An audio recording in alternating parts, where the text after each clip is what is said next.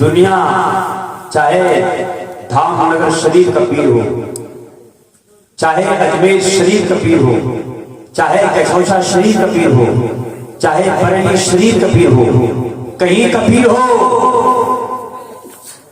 لیکن جانتے ہیں آپ کے لیے سب سے بڑی پیر کون ہے؟ آپ کی ماں ہے۔ آپ سب سے ملیے، سب کے دستبوسی لیجیے، قدم چومیے، سارے پیرانے نظام سے دعا لیجیے، سب سے پہلے اپنی ماں سے دعا لیجیے۔ یہ سب سے پہلی نصیحت ہے آپ کے لیے کہ اگر آپ سب سے پہلے اگر آپ دعا لینا چاہتے ہیں تو پہلی دعا اپنی ماں کی، پہلی دعا اپنی ماں کی ہونی چاہیے۔ جانتے ہیں کیوں؟ اس لیے کہ اگر تم نے ماں کو ناراض کر لیا، کسی پیر کے اندر وہ طاقت نہیں ہے کہ جو تمہاری دعا خدا کی بارگاہ میں قبول کروا لے۔ اس لیے کہ یہ حدیث مصطفیٰ ہے کہ اللہ کے نبی فرماتے ہیں کہ جس انسان سے اس کے والدین ناراض ہو جائے، ماں ناراض ہو جائے، باپ ناراض ہو جائے، تو اللہ اس بندے کے لیے جنت کے دروازے بند کر دیتا ہے، جہنم کا دروازہ کھول دیتا ہے۔ تو اللہ تعالیٰ جہنم کا دروازہ تب بند کرتا ہے، جنت کا دروازہ تب آپ کے لیے کھولتا ہے جب تم سے تمہاری ماں راضی ہو جاتی ہے۔ اور یاد کریے اگر تم سے تمہاری ماں ناراض ہے تو چاہے بھاگ کے چلے جاؤ، چاہے اجمیر چلے جاؤ، چاہے کھوجا چلے جاؤ، چاہے پٹھان چلے جاؤ، چاہے کربلا چلے جاؤ، چاہے کئی بارگاہ میں چلے جاؤ، تمہیں مجاہد ملت تجھے نہیں دبا دیں گے، غریب نواز تجھے نہیں دیں گے، اعلیٰ حضرت تجھے نہیں دیں گے، مخدوم زندہ تم سے راضی نہیں ہوں گے، یہ تم سے سب راضی ہوں گے جب تمہارے گھر میں تمہاری ماں راضی ہوگی۔ ماں راضی ہے تو خدا بھی راضی ہے اور اس کے مصطفیٰ بھی راضی ہے۔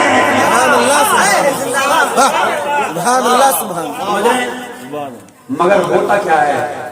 ہوتا یہ ہے کہ لوگ کتنے لوگ ہیں جو اپنی ماں کی دعا لے کر کام کرتے ہیں۔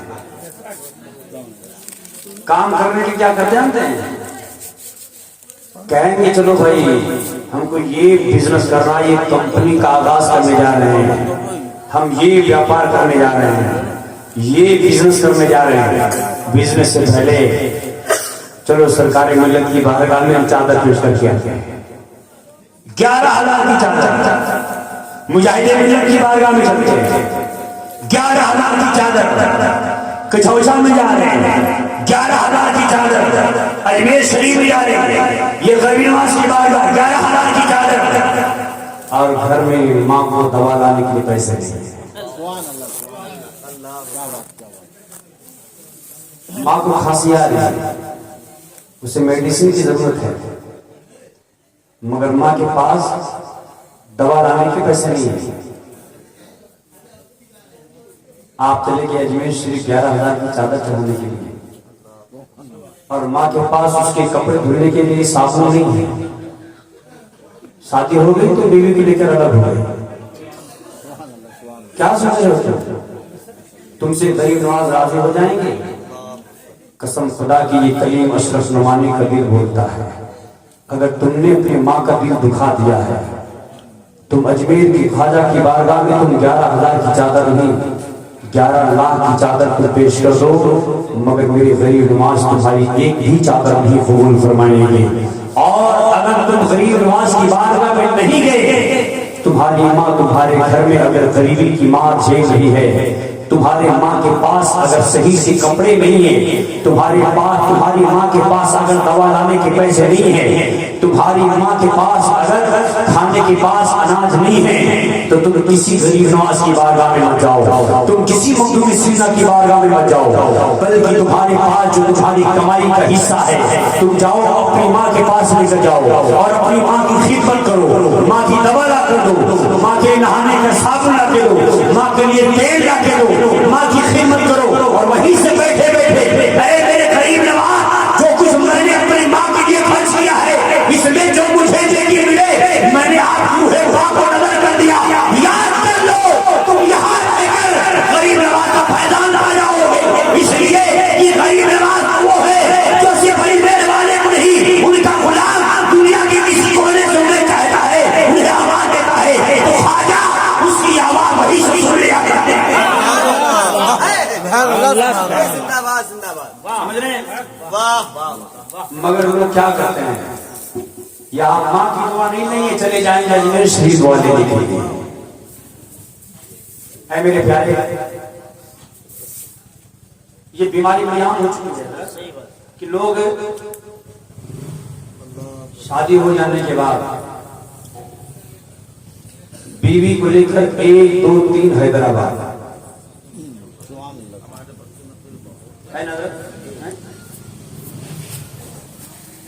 بیوی کو لے کے حیدرآباد چلے گئے، چنئی چلے گئے، ممبئی چلے گئے، کتنے ہیں دبئی چلے گئے، وشاکھاپٹنم چلے گئے، حیدرآباد چلے گئے، وارنگل چلے گئے، الگ الگ سٹی میں۔ 1 مہینہ گزر گیا، ماں سوچ رہی کہ میرا لال پہنچ گیا ہے، اب فون کرے گا۔ انتظار کرتے کرتے وہ مہینہ گزر گیا، فروری کا مہینہ آ گیا۔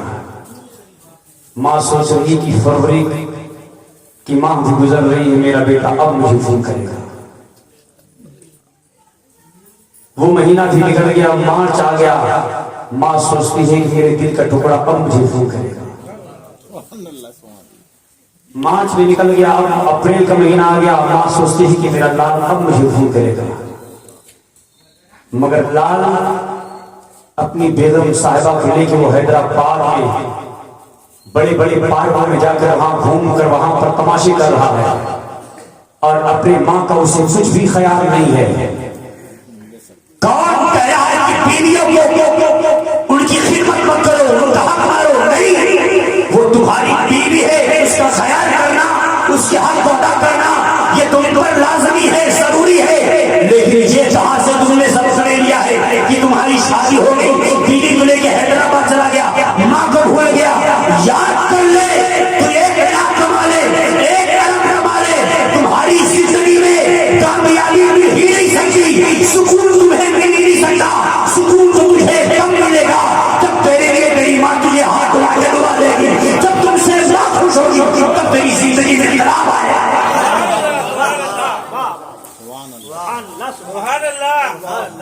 بغیر ماں کی دعا کے انقلاب ناممکن ہے، امپوسیبل۔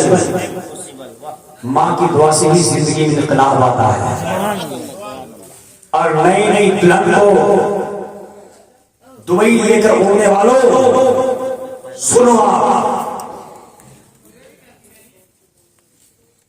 دنیا میں ماں سے زیادہ تمہیں کوئی پیار نہیں دے سکتا۔ سبحان اللہ۔ ایک بیوی نہیں، تم 1000 بیوی کو ایک طرف کر دو، مگر ماں کی ممتا کا کوئی جواب نہیں ہے۔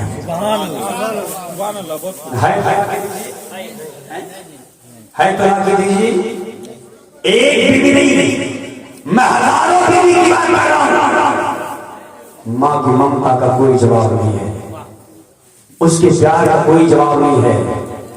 دنیا ہے جو تم سے مطلب کے لیے پیار کرتی ہے، ماں ہے جو تم سے بے لوث محبت کرتی ہے۔ بیوی ہے روٹھ جائے تو منانا پڑتا ہے، ماں ہے اس سے منانا نہیں پڑتا، بدی سے ایک بار ماں کہہ دو وہ تم سے خود ہی راضی ہو جاتی ہے۔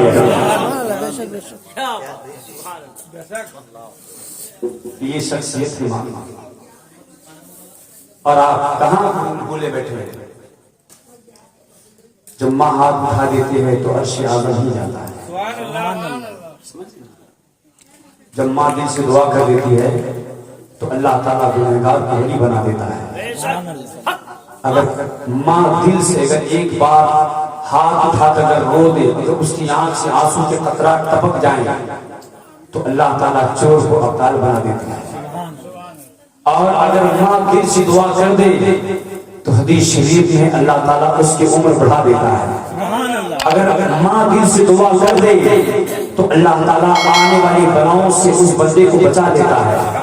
اگر ماں دل سے دعا کر دے تو اللہ تعالیٰ اس بندے کے رزق میں اضافہ فرما دیتا ہے۔